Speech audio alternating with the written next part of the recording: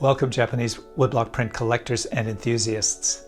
Today is a big day in our artist series because I'm tackling the supreme master of ukiyo-e, the man, the myth, the legend, Katsushika Hokusai. I must say I was and am intimidated by this subject. After all, Hokusai has over 30,000 paintings, sketches, and print designs, and his famous wave image is one of the most recognizable and reproduced images in the history of art.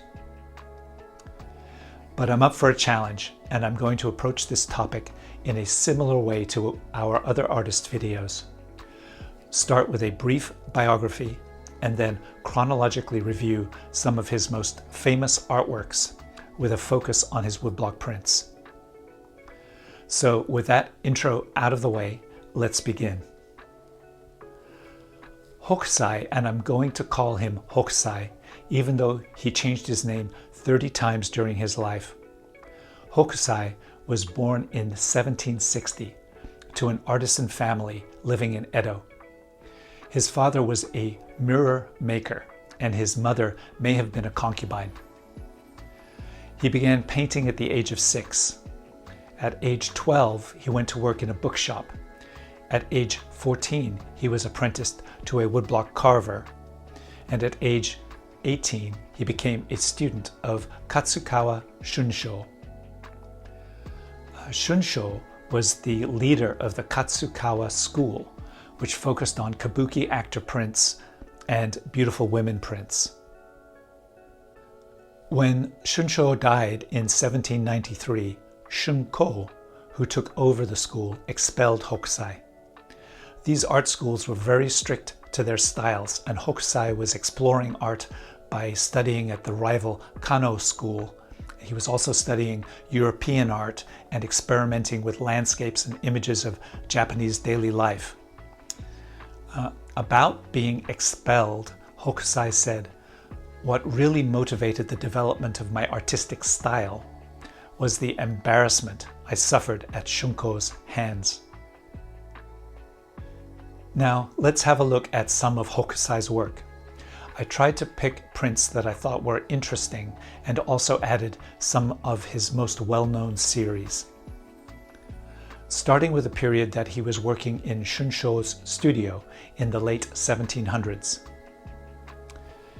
This is Komagata from the 10 Views of the Miyato River series from 1784. We see a boy with a kite engaging with a serious-looking, marching standard bearer. This is Autumn Wind from the series Masterpieces of Popular Poetry. This is a gorgeous print of a tiger under a waterfall.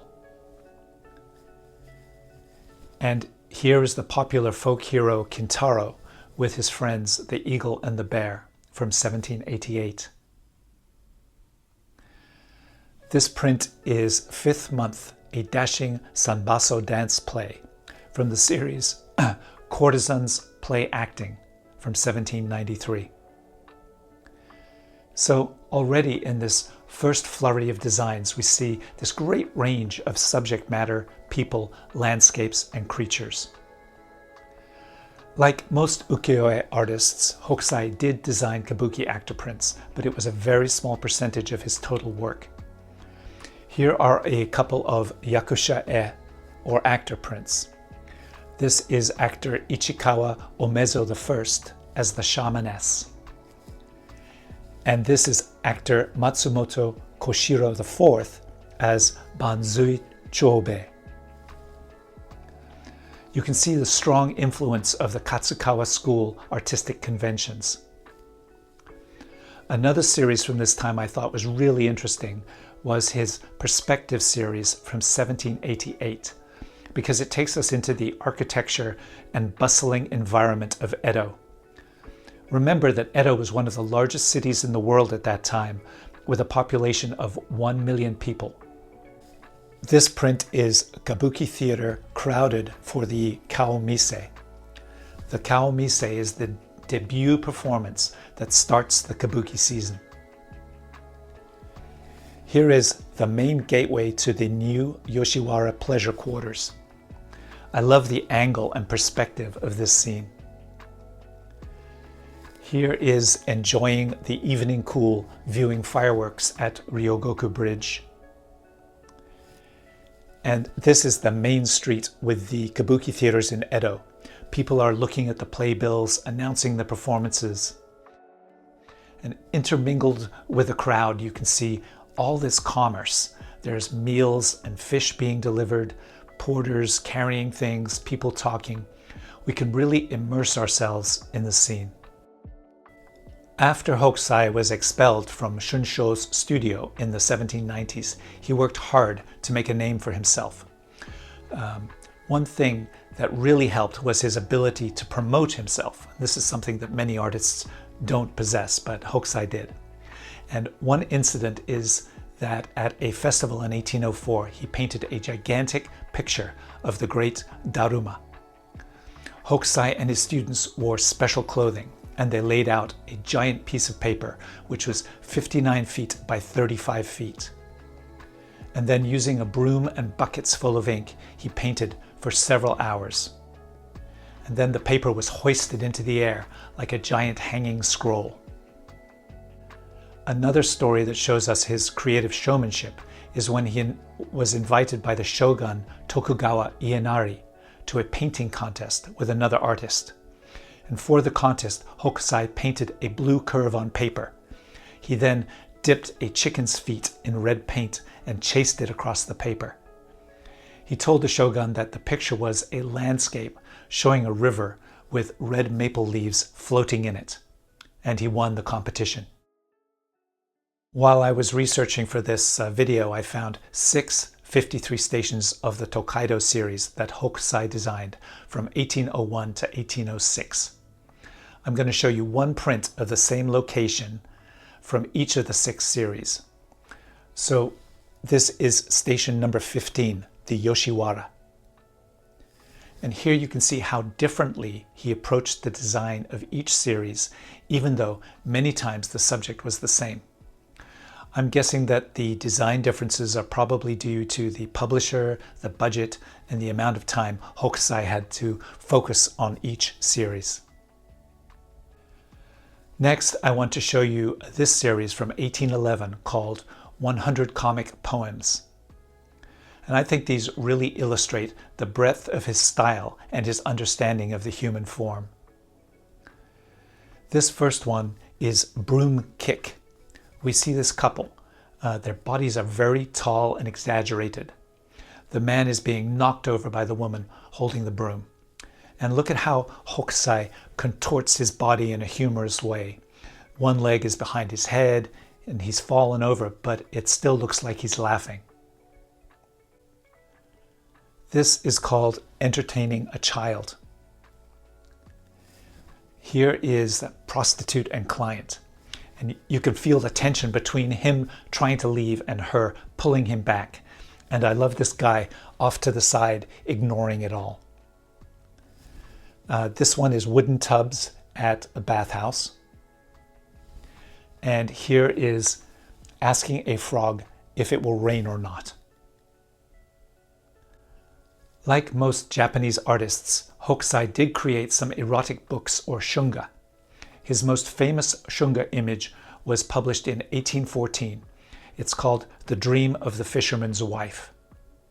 And if you go to Wikipedia, you can see the uncensored image and read the translation of the text, which is very, very steamy. Next, let's look at some nature prints. I saw these flower prints at the Bowers Museum last year, and they are amazing to see in person. This is Bellflower and Dragonfly from his 1831 series called Large Flowers. Here is Hibiscus and Sparrow. And what's remarkable about this print is that the leaves of the hibiscus they look like they've been dashed on with a large dry brush. They're very abstract as compared to the rest of the scene, and yet they blend into the composition perfectly. Here are a couple of prints from his Small Flowers series from 1834. This is Kingfisher with iris and wild pinks. Gorgeous. Here is Shrike and Blessed Thistle. And this is Bullfinch and Weeping Cherry. From 1831, we have his 100 Ghost Stories, although unfortunately there were only 5 prints designed. Here's my 2 favorites. The Laughing Demoness, of which I have a reprint from 1920, and The Ghost of Kohara Koheiji, with the ghost pulling down the mosquito netting. At the same time he was working on ghosts, he was also designing his most famous series, 36 Views of Mount Fuji, which shows Mount Fuji from different locations and in different seasons. And how old was he when he designed this series? 40? 50? No, he was in his 70s. Most artists have finished their careers by this time in life, but it seems like Hokusai was just getting started. This, of course, is Under the Wave off Kanagawa. What can I say that hasn't already been said about this amazing composition? This is Fine Wind, Clear Weather, also known as Red Fuji. And here is Kaji Kazawa in Kai Province, printed in the Aizuri-e style, where they just used the new Prussian blue ink from Europe. In 1832, we have a series of 8 waterfalls, which cement Hokusai as being the premier waterfall artist. This first one is the Falling Mist Waterfall at Mount Kurokami in Shimotsuke Province. And he's perfectly balanced the blue of the water with the green of the foliage. And the waterfall looks organic, powerful, and otherworldly as it flows down the mountain. Here is the waterfall at Ono on the Kisokaido Road, where the water drops in a sharp sheet into the river below. And one of the more abstract feeling designs, the Amida Falls in the far reaches of the Kisokaido Road. From water back to animals, I want to show you a couple of Uchiwa fan prints that I really like from 1833. This is Flying Hawk, perfectly composed for the fan's circular shape. And this print is Carp in a Pool. Hokusai designed over 280 books during his career, books about everything you can imagine and some things you've probably never thought of. He even illustrated a book on how to dance and many books on how to draw. So if you ever wanted to learn how to draw from Hokusai himself, that knowledge is out there. Very recently, they discovered 103 drawings he made for an illustrated encyclopedia called The Great Picture Book of Everything. Here are a couple of those images. This is Cats and Hibiscus, and this is Virudaka, Killed by Lightning. I will say that single pages or double page spreads from Hokusai's books are probably the most available and affordable original Hokusai prints you can find on the market today. From 1834, Hokusai called himself the old man mad about art. And there's this quote from him that I love.